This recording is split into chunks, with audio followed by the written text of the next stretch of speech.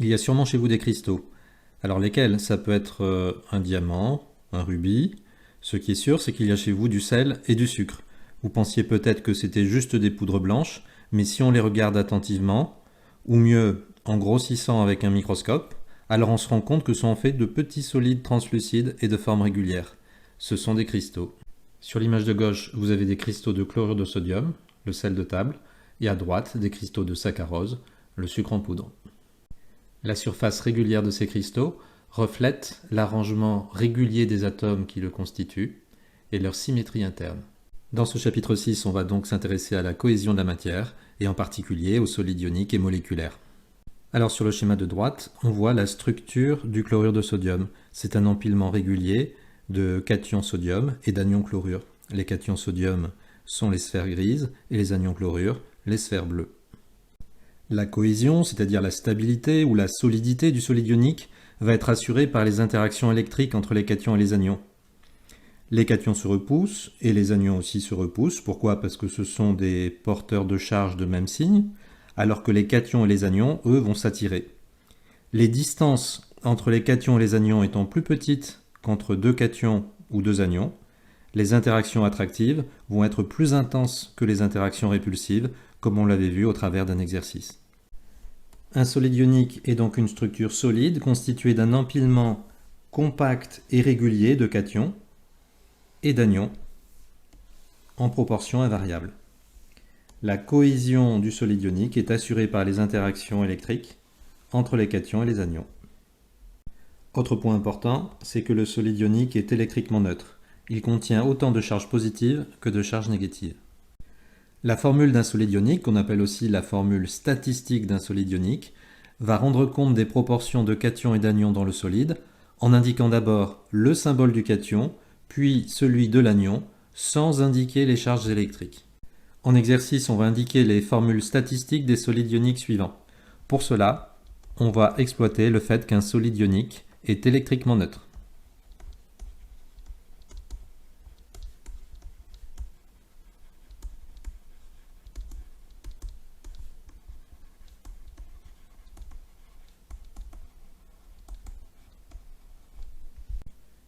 Le chlorure de sodium, pour commencer, c'est-à-dire le sel de table, il est constitué de cations sodium, Na+, et d'anions chlorure, Cl-. Les deux ions possèdent des charges opposées. La formule du chlorure de sodium va être tout simplement NaCl. Autant de l'un que de l'autre. Deuxième exemple, le fluorure de calcium, qui est constitué de cations calcium et d'anions fluorure. Le fluorure de calcium, qu'on appelle aussi la fluorite, est utilisé par exemple pour fabriquer des lentilles de lunettes astronomiques.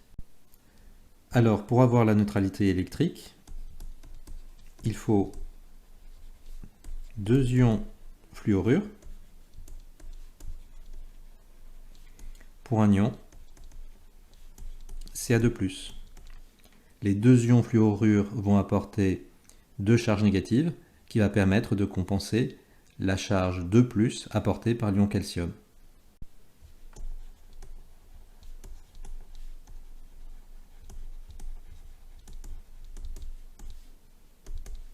D'où la formule. On commence par nommer le cation, donc le cation calcium, CaF2. Deux ions fluorure pour un ion calcium. L'oxyde d'aluminium maintenant, qu'on appelle aussi alumine, qui est constitué de cations aluminium, Al3+, et d'anions oxyde O2-. L'alumine peut être utilisé comme abrasif sur du papier de verre, c'est aussi un catalyseur de certaines transformations en chimie. Alors essayez de trouver une combinaison de ces deux ions qui va donner une structure qui va être électriquement neutre. Mettez la vidéo sur pause pour trouver la formule de ce solide ionique. Alors vous avez trouvé? Il faut trouver une combinaison des deux ions qui donne quelque chose d'électriquement neutre. Donc en fait, il faut trouver un multiple commun à 3 et à 2, à L3+, O2-.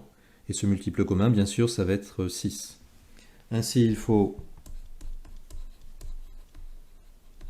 deux ions à L3+, qui vont apporter 6 charges positives, pour 3 ions oxyde O2-.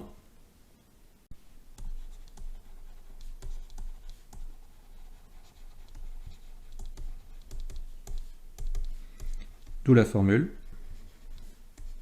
Al2, on commence par le cation, O3.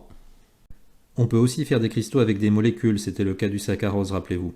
On va regarder dans ce paragraphe la cohésion des solides moléculaires. Alors un solide moléculaire va être constitué d'un empilement compact et régulier de molécules, donc d'entités qui sont électriquement neutres.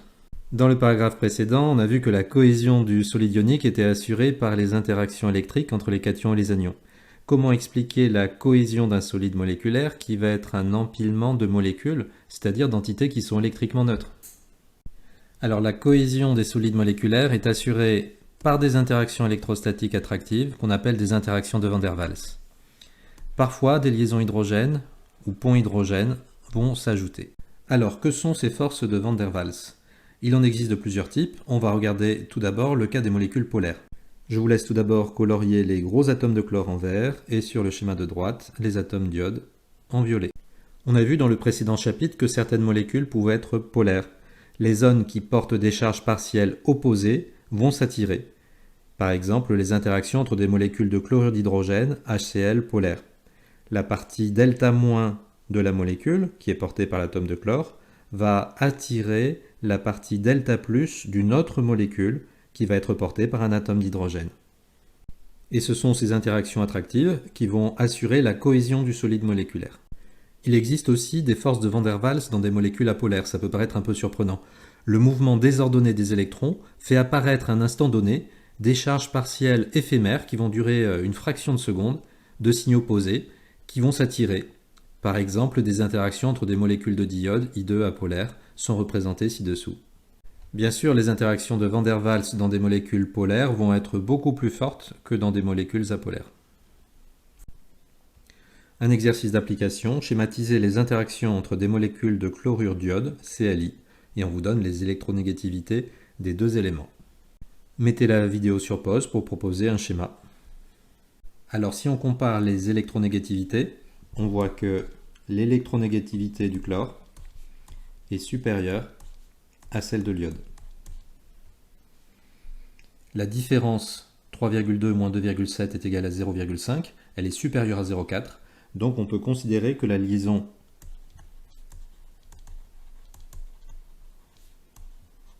chlore-iode est polarisée. Alors il faut se rappeler que l'électronégativité traduit la capacité d'un atome à attirer à lui les électrons de la liaison. Donc ici c'est le chlore qui est le plus électronégatif. Il attire davantage les électrons de la liaison, il va être donc delta-, et donc l'iode va être delta+. Je vais maintenant représenter deux molécules de chlorure d'iode, delta-, delta+, et à côté donc une deuxième molécule, de telle sorte qu'il y ait une interaction électrique attractive entre la charge delta+ de l'atome d'iode et la charge delta- de l'atome de chlore de la molécule voisine. Alors qu'est-ce qu'une liaison hydrogène, qu'on appelle aussi un pont hydrogène? C'est une liaison attractive établie entre un atome d'hydrogène, qui va être porteur d'une charge partielle positive, delta+, et un autre atome qui va être porteur cette fois-ci d'une charge partielle négative, delta-, mais aussi d'un doublet non liant. Ça va être le cas des atomes de fluor, d'oxygène et d'azote essentiellement. La liaison hydrogène est représentée en pointillés et elles sont d'intensité beaucoup plus importante, elles sont beaucoup plus costauds que les interactions de Van der Waals vues précédemment, mais bien sûr moins qu'une liaison chimique covalente. Ces liaisons hydrogènes peuvent exister entre deux molécules distinctes, on parle alors de liaisons intermoléculaires ou au sein d'une même molécule, ce sont des liaisons alors intramoléculaires, comme dans la molécule d'ADN par exemple. La glace est composée de molécules d'eau, H2O. Chaque molécule d'eau peut former plusieurs ponts hydrogènes avec des molécules d'eau voisines, ce qui explique la cohésion de la glace. Complétez le schéma pour faire apparaître le pont hydrogène. Alors vous pouvez commencer par colorier les atomes d'oxygène en rouge. On va rajouter aussi les doublets non liants qui sont portés par les atomes d'oxygène. La liaison oxygène-hydrogène est polarisée. On va représenter quelques-unes de ces charges partielles. L'hydrogène possède une charge partielle delta+, et l'oxygène une charge partielle delta-. Et donc la liaison hydrogène va venir s'établir entre l'hydrogène delta+, et l'atome d'oxygène porteur d'un doublet non liant. Et cette liaison hydrogène est représentée en pointillé.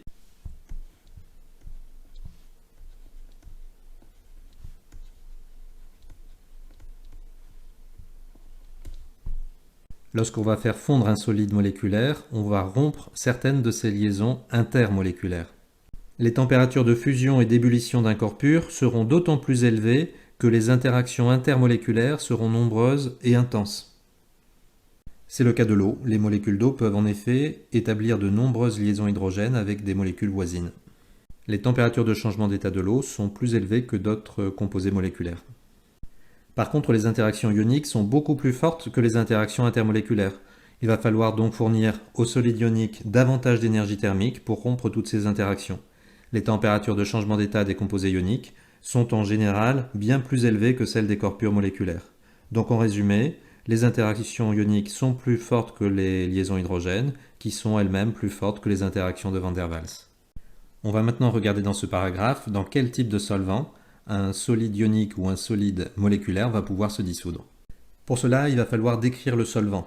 Un solvant constitué de molécules polaires est un solvant polaire. Un solvant qui est constitué de molécules apolaires est un solvant apolaire.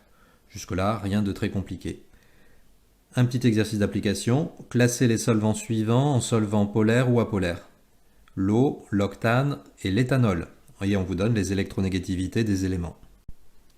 Alors les liaisons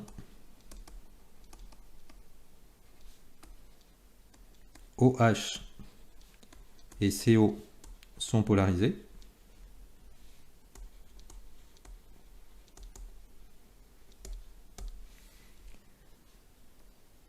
Delta moins, delta plus ici, il suffit de regarder les électronégativités.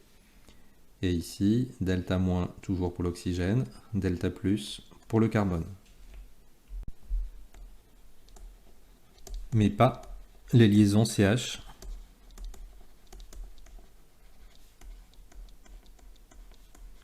de l'octane.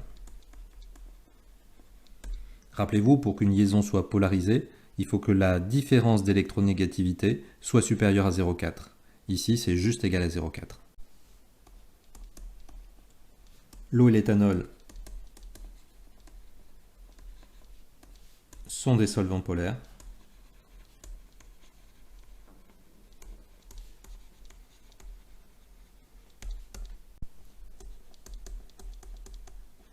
L'octane est un solvant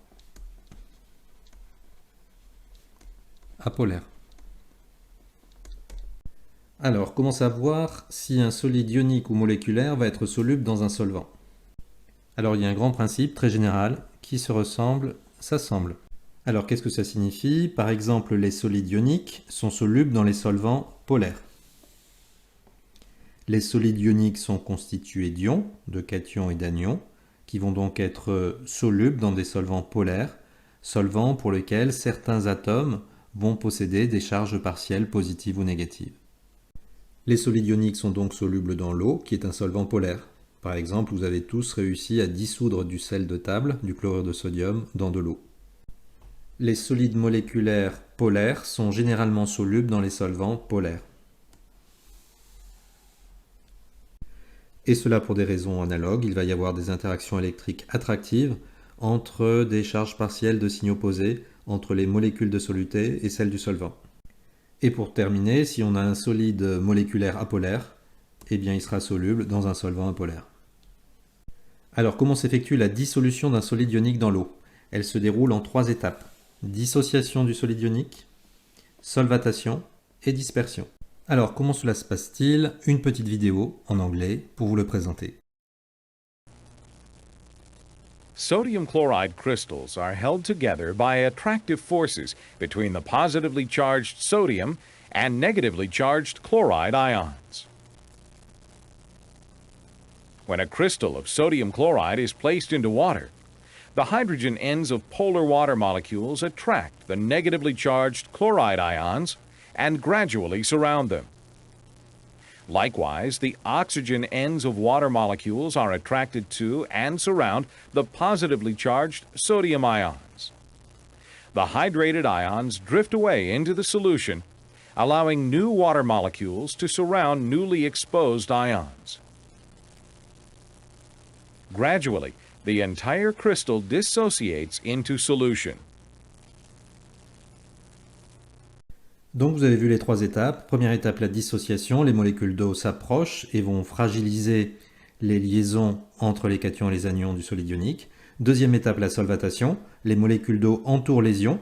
On dit qu'ils sont solvatés. Et troisième étape, la dispersion. Les ions solvatés s'éloignent du solide et se dispersent dans le solvant. Prenez le temps de mettre un petit peu de couleur sur le schéma de droite. Et on va schématiser la solvatation d'un cation et d'un anion par des molécules d'eau. Le cation, ça va être le cation sodium, et l'anion chlorure, comme dans l'exemple. Donc il faut se rappeler tout d'abord que la molécule d'eau est polarisée.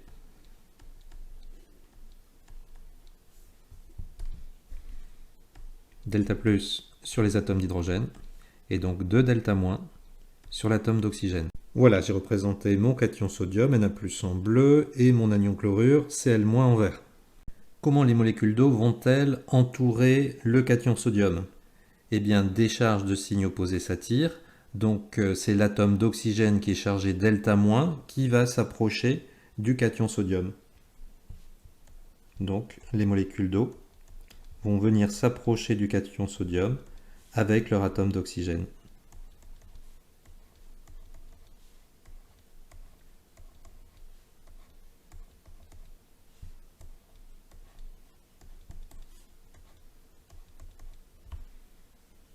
Je rajoute les charges partielles.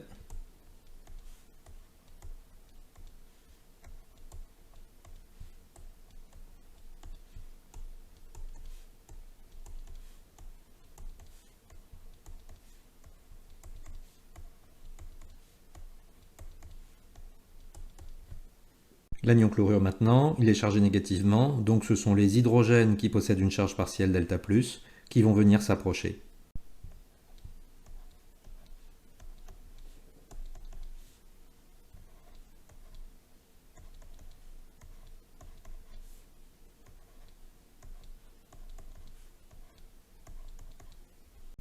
Et je rajoute les charges partielles.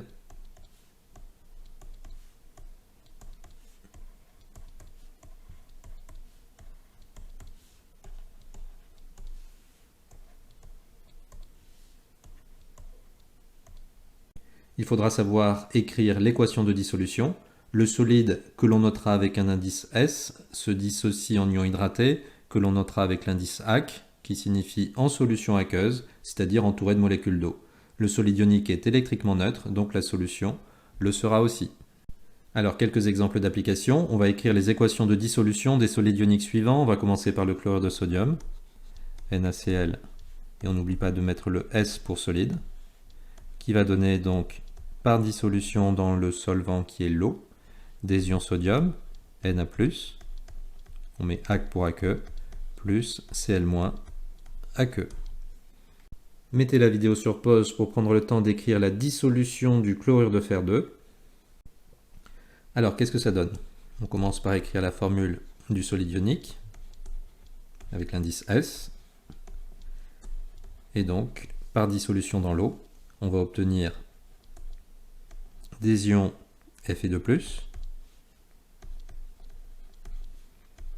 plus 2 ions chlorure. Et on retrouve le 2 ici, qui provient de la formule du solide ionique. Et bien sûr, dans chaque cas, la solution doit être électriquement neutre.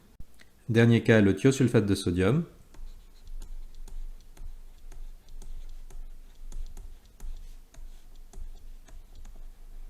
Il est constitué de cations sodium, donc on va obtenir 2 Na+,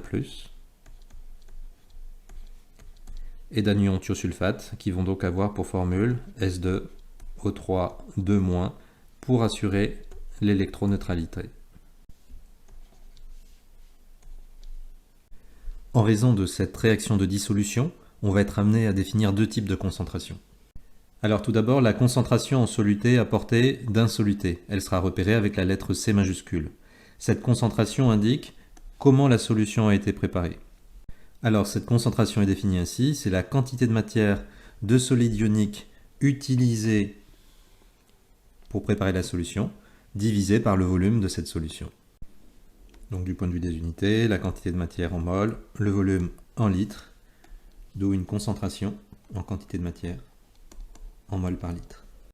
Lorsqu'on va dissoudre un solide ionique dans l'eau, il va se dissocier pour donner les différents ions dont il est constitué. C'est pour ça qu'on est amené à définir une autre concentration qu'on appelle la concentration effective et qui va être notée ainsi. On indique la formule de l'espèce chimique entre crochets. C'est donc la concentration d'un ion X qui va être effectivement réellement présent en solution après la dissolution du solide ionique.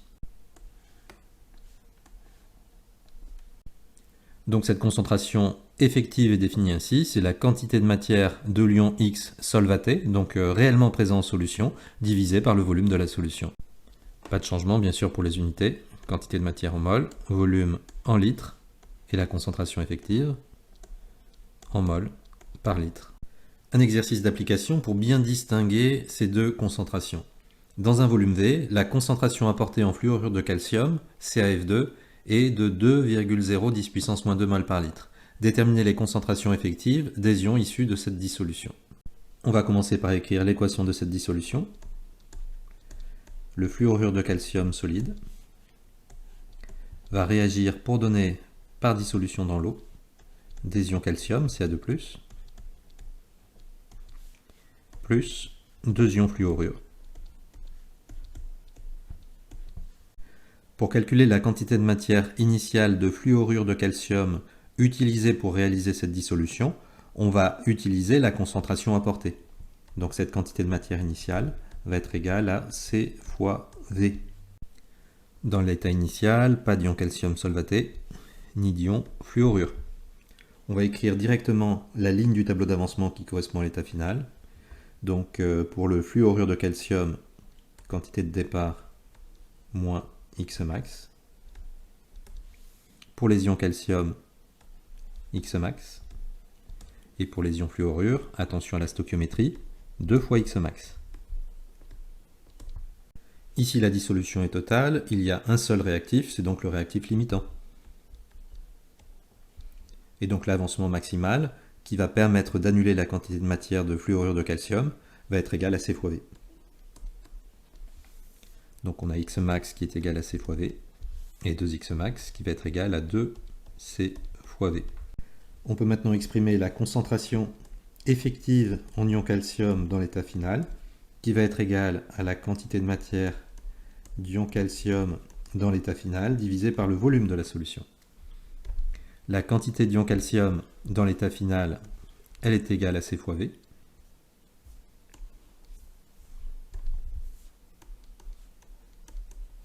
On divise par le volume. Et donc ici, la concentration effective est égale à la concentration apportée. Donc après dissolution, dans la solution, il va y avoir 2,010 puissance moins 2 mol par litre d'ion calcium. Regardons maintenant la concentration effective en ion fluorure dans l'état final.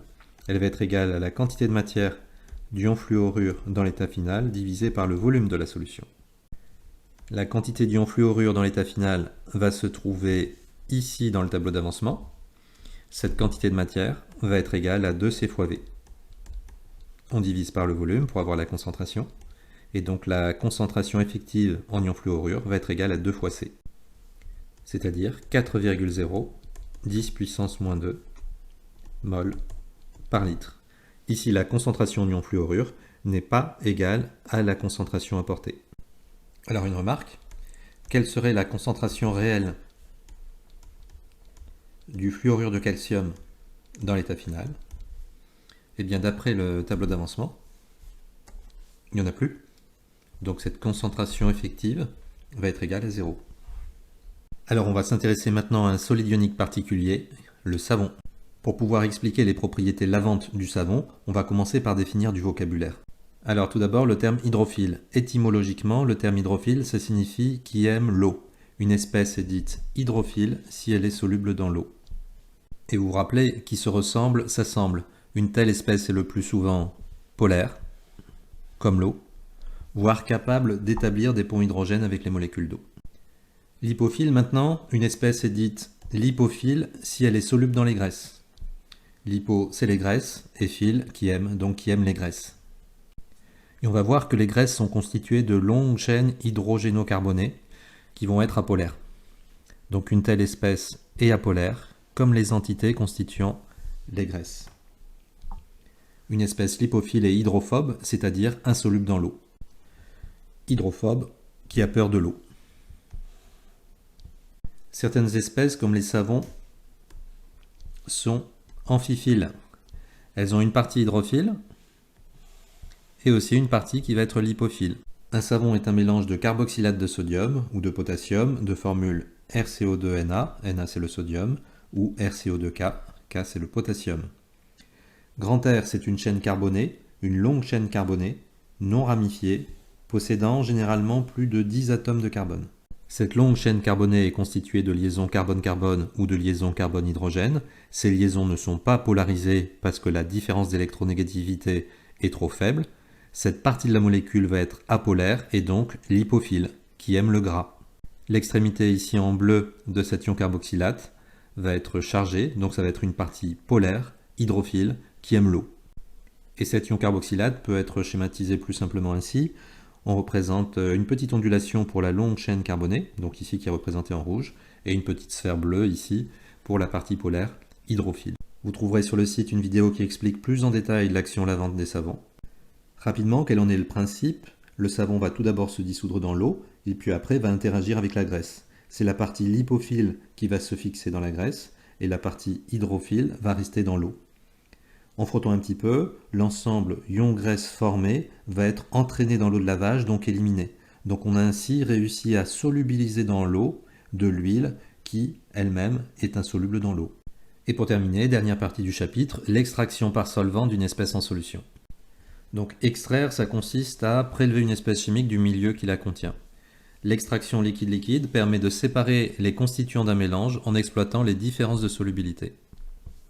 Pour cela, il va falloir trouver un solvant qu'on va appeler solvant d'extraction, qui va permettre de faire sortir la molécule souhaitée de la solution aqueuse pour la faire passer dans ce solvant d'extraction. Alors comment choisir un solvant d'extraction? Il doit avoir 3 propriétés. L'espèce que l'on souhaite extraire doit être plus soluble dans le solvant d'extraction que dans le solvant initial, qui est le plus souvent de l'eau. Les 2 solvants doivent être non miscibles et le choix se portera sur le solvant le moins dangereux. Un petit exercice d'application, choisir le solvant le plus adapté pour extraire le génol d'une phase aqueuse. On dispose de 50 ml de ce solvant, rédiger le protocole de l'extraction et légender le schéma ci-contre une fois l'extraction réalisée. Alors déjà, il faut choisir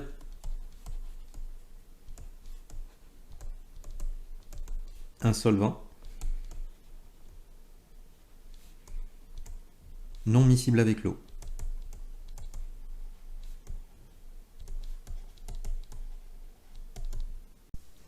Donc on va rejeter l'éthanol, qui est très soluble dans l'eau. On va pouvoir conserver ainsi, par rapport à ce critère, le cyclohexane ou le tétrachlorométhane.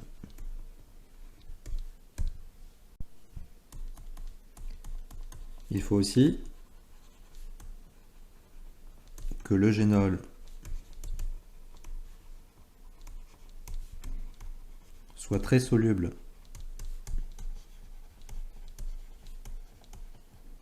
dans ce solvant d'extraction.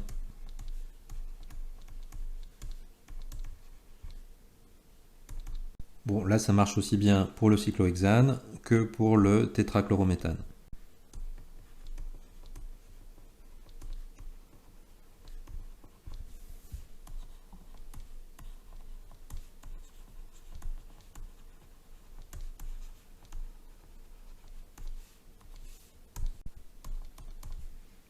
Alors les deux conviennent pour faire une extraction, lequel on va retenir? On va utiliser le 3e critère, le choix se portera sur le solvant le moins dangereux. Alors c'est pas formidable, le cyclohexane il est inflammable et c'est un polluant. Pour le tétrachlorométhane c'est aussi un polluant, mais par contre il présente une très forte toxicité. Donc le choix se portera de préférence sur le cyclohexane. Donc on choisit le cyclohexane,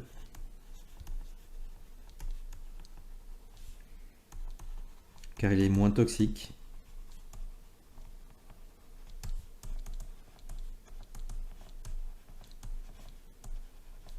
que le tétrachlorométhane.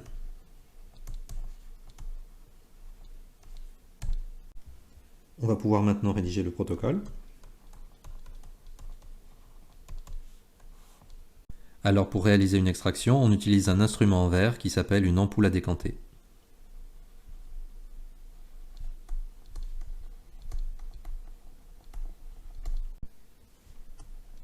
Première étape, dans une ampoule à décanter,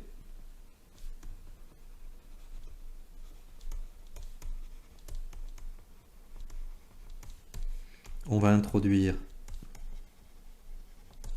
la phase aqueuse et le cyclohexane.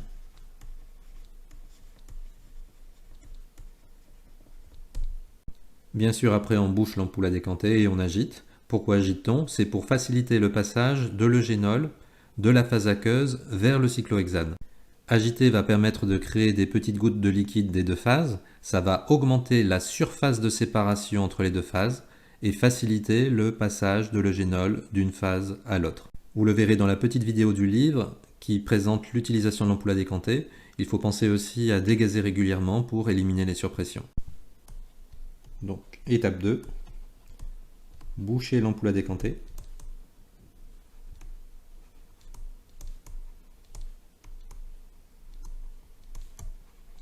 Et agiter.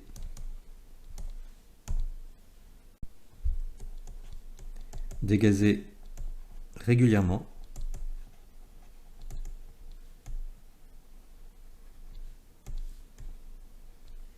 Vers un endroit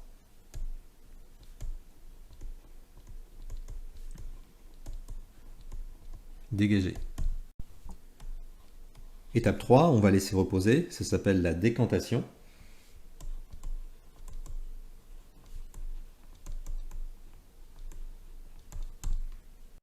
Puis après, on enlève le bouchon.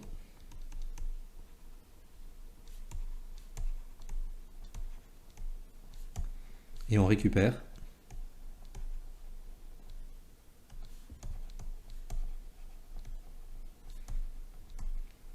la phase supérieure qui va contenir le génol. On va le voir dans un instant. Alors pour récupérer la phase supérieure, il suffit de mettre un bécher sous l'ampoule à décanter. On va d'abord récupérer dans le bécher la phase inférieure, puis avec un deuxième bécher, on va pouvoir récupérer la phase supérieure. Alors si on regarde la densité du cyclohexane est égale à 0,78. Elle est inférieure à la densité de la phase aqueuse, la densité de l'eau, qui va être proche ici de 1. Donc le cyclohexane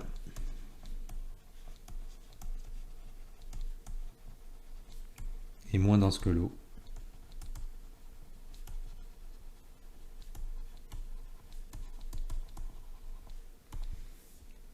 Il va flotter, il va surnager, il va constituer la phase supérieure.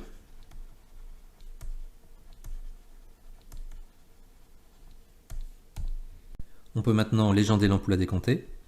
En dessous, on va trouver la phase aqueuse,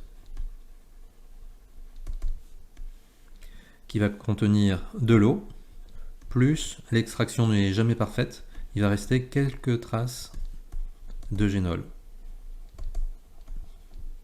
La phase qui n'est pas la phase aqueuse s'appelle de façon générale la phase organique.